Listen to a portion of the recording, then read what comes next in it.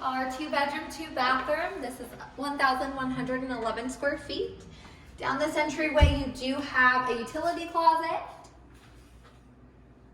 And then further down, it leads into the kitchen. Our kitchen does have stainless steel appliances, granite countertops, as well as white cabinets.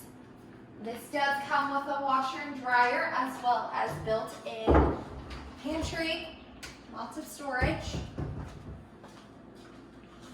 And then you come out, and it does lead into the living room as well as the dining room.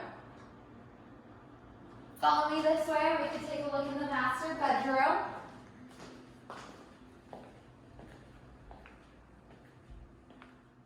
The master bedroom does have a walk-in closet,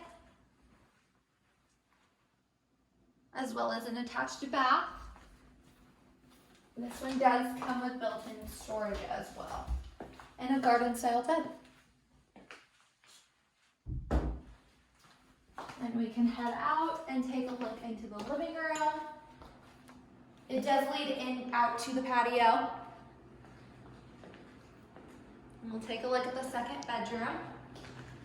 Down this hallway, it leads into the bathroom. Same thing, built-in storage, garden-style tub. And then the second bedroom.